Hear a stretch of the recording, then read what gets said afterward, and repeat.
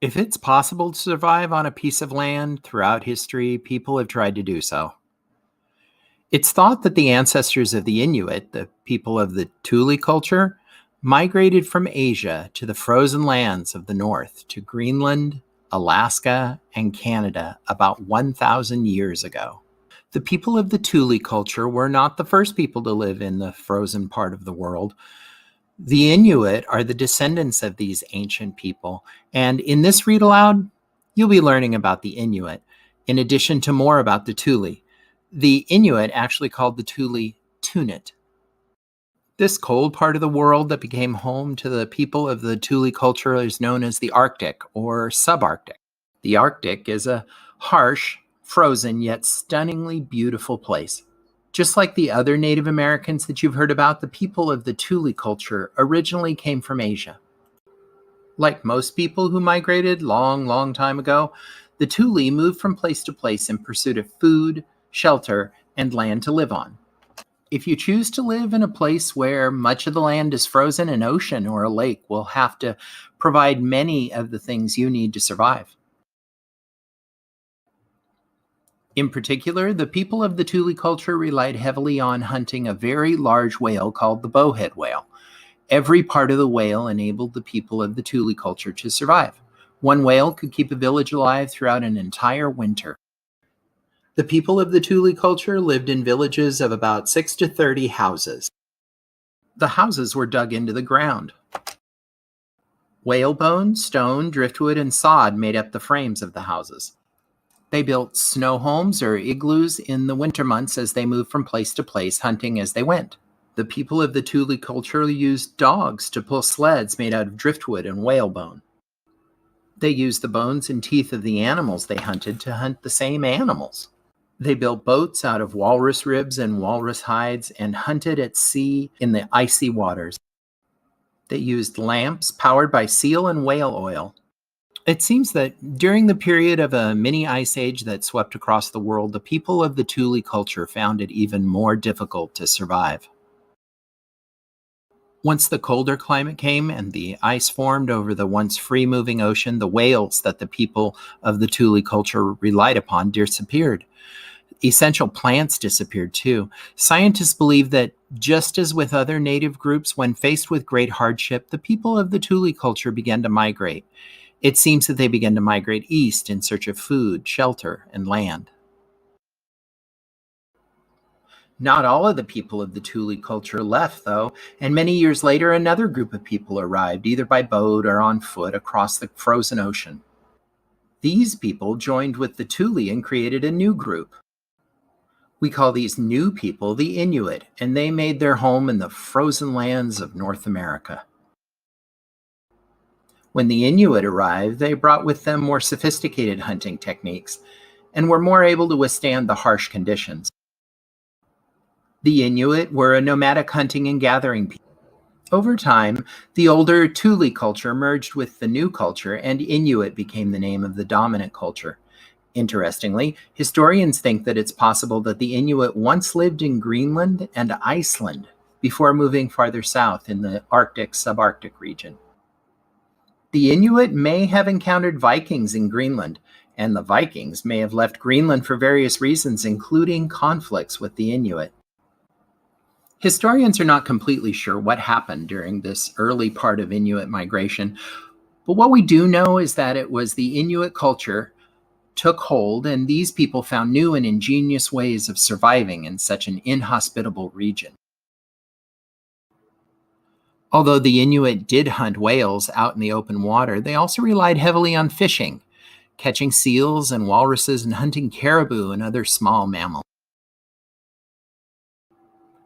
The Inuit hunted the caribou not only for meat, but also for its very warm fur. Caribou fur was used to make all kinds of clothes, from coats to leggings, hats, and gloves. Also, unlike the other regions of America that you've already heard about, it was and is impossible to farm in the Arctic subarctic.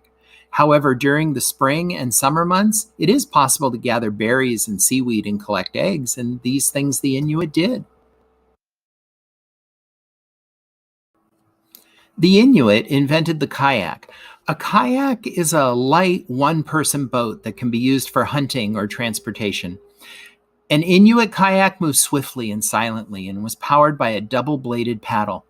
The Inuit used whale bones for the frame, covering it with stretched animal skins. They then covered the skins with whale fat, and the fat made the kayaks watertight. Without the ability to farm, the Inuit had to move across the snow and ice-covered land in pursuit of the animals they hunted. As this became the only way to survive, they perfected a way of travel and a way to build igloos so that they were safe and snug. Just like the people of the Thule culture, the Inuit made well-crafted sleds. Inuit sleds were made out of animal bones and seal rope. The Inuit were skilled dog trainers, and these sleds were pulled by well-trained dogs.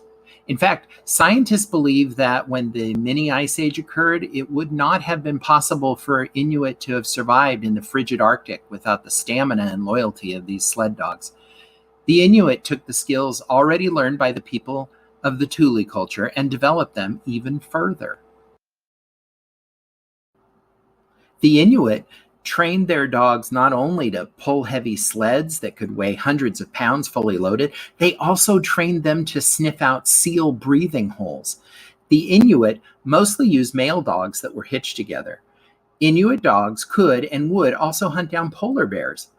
Their technique was to surround an unsuspecting polar bear until their master could kill it.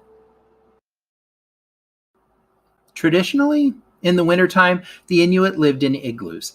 The word igloo is the Inuit word for shelter. The Inuit igloo was shaped like a dome. The igloo had a tunnel entrance that trapped cold air so that it didn't enter the main part of the home. Igloos were made from hard blocks of snow.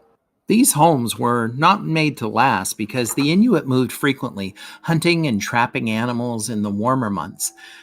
And then the Inuit lived in tents made from caribou or sealskin. The Inuit also had a unique way of greeting one another. Although we might greet one another by shaking hands, the Inuit would do so by rubbing noses. The ancient Inuit people were very talented artists. They carved beautiful animal figures out of bone, walrus ivory, and caribou antlers. They also carved religious images and icons. They made many of their weapons, tools, and utensils this way too. Many of the things they carved had religious significance. Like other native tribes, the Inuit believed that all living and non-living things had a spirit. They believed that when a spirit died, it simply moved on to another world. In addition, the Inuit believed that the spirits could be communicated with or even controlled by a shaman. Inuit shaman wore masks and specially decorated fur coats when communicating with the spirits.